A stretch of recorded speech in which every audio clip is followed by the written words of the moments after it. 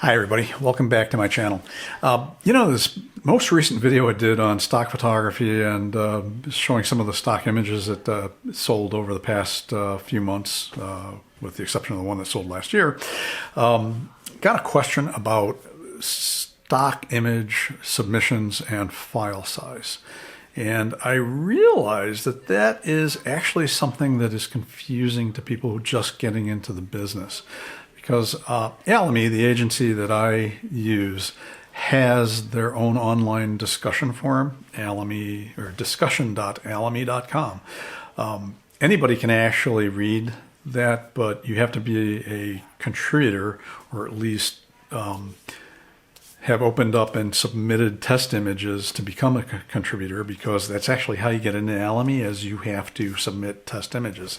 And they just check things like exposure and so on. They don't really edit for content, so you can submit technically perfect garbage, but the thing is, sometimes technically perfect garbage sells as stock if it's illustrating something the user needs to illustrate. At any rate, very frequently newcomers will be confused about that file size requirement, because Alamy has a 17 megabyte minimum file size. And that's where the confusion comes in.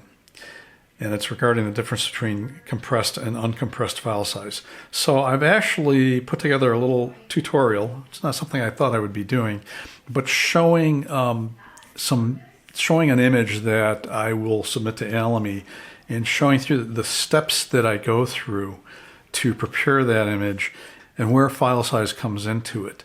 So have a look at this, and then I'll be back with a follow-up. Here's an image that I want to submit to Alamy.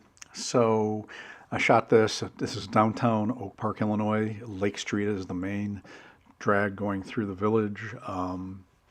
There was a holiday festivity going on Marion Street, which is the little main street that goes off of this major artery. So I was heading back to the car, and then I looked and saw this scene.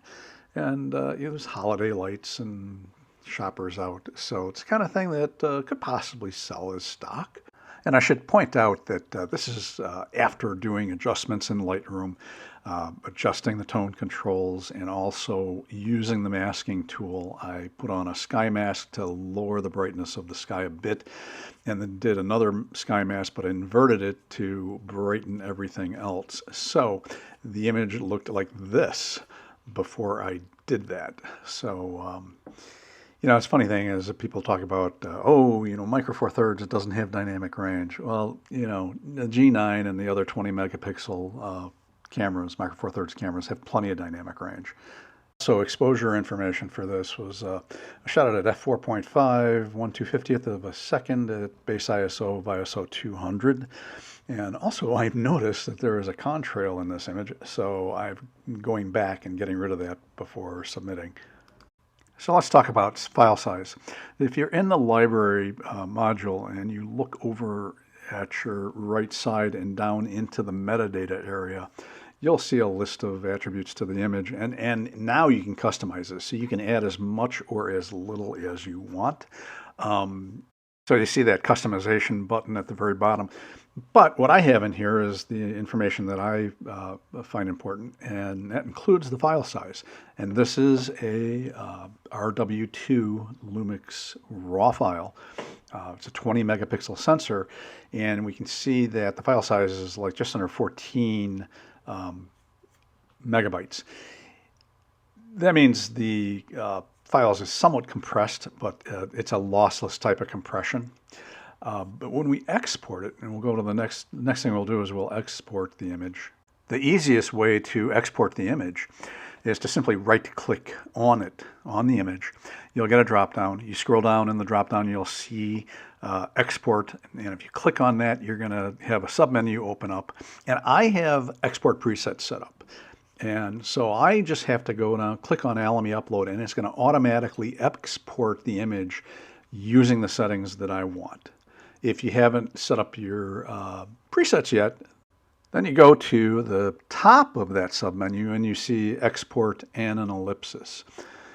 And once you do that, you're going to see a window open up, and that window contains all of the attributes that I want to have set for my export. So you can see on the left side here, we've got a bunch of export presets. Mine are at the bottom. So what I do for exporting an Alamy, I have it set so that it's going to go to my Alamy upload folder. I have it set so I do not do any resizing. I don't change the file name. That's taken care of in Lightroom. And you have the option on what metadata goes out with the image. So if you just want your copyright and no other information like camera info to go out with that image, you can do that. And a lot of that information in the metadata is superfluous because Alamy is going to strip it out anyway, but that's completely up to you. Now, the really important thing that I do is to set the JPEG compression level. And I set the compression level to 90. You can go all the way to 100, and it's minimally compressed. Not a lot of difference in quality, so to save a little bit of space and cut down on upload time, I do 90. It's kind of weird because when you're in Photoshop and you export as a JPEG, they don't. I'm sure there's an advanced setting to this, but Photoshop as it is, when you export, you get good quality, very good, excellent, great. So there isn't a real uniformity between Lightroom and Photoshop. Now remember, the raw file, the raw G9 file, which was losslessly compressed, was just under 14 megabytes. But exporting that file at the settings that I have results in a JPEG that is just over 9 megabytes in size. And this is where I think some people get confused because this is the compressed size, this JPEG. But if we open up the JPEG in Photoshop and look at the lower left corner, we're going to see the file size as 57.7 megabytes. And that is the uncompressed file size. And I think that's what confuses people, because I frequently see this where people will get really confused on what file size they need to have to submit to either Alamy or another stock agency. So in general, when a stock agency has file size requirements, either minimum or maximum, they're looking for uncompressed file size. They're not looking for the size of the JPEG file that you see in a folder or directory on your computer. Alamy has a minimum file size of 17 megabytes. So that means even a 6 megapixel, an old 6 megapixel DSLR will work. Shutterstock has a maximum file size of 50 megabytes.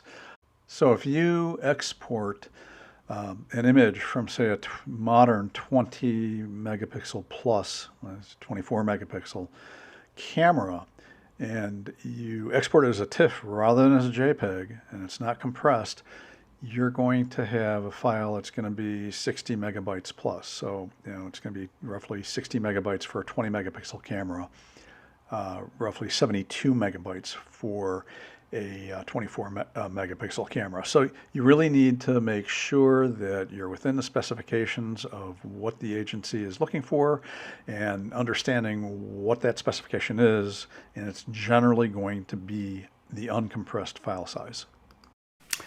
Okay, hopefully that helps anybody who's interested in getting into the stock photography biz. And let me reiterate, in general, you are not going to make a living doing this.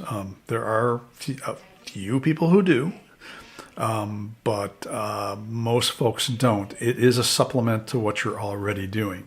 And so if you're already doing photography, if you're a professional, submitting stock images is just a way to maybe have images making money for you.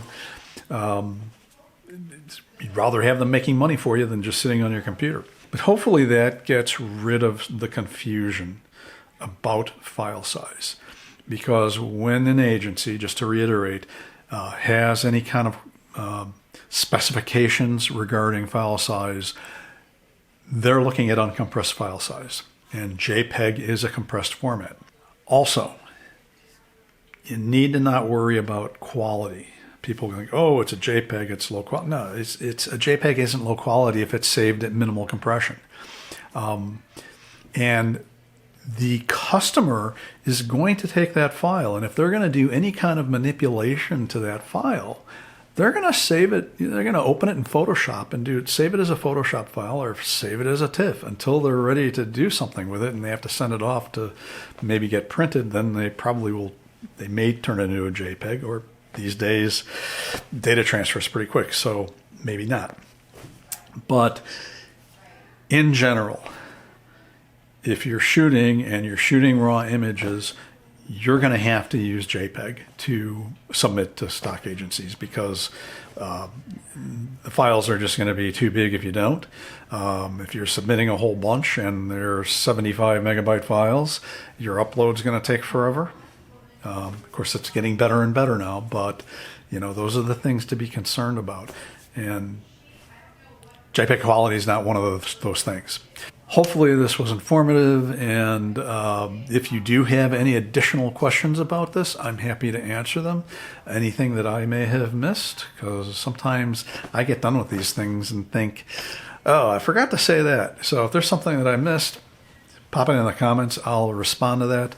And anybody else who's involved in this kind of crazy business, feel free to put your input in as well. If this was helpful to you, please like it.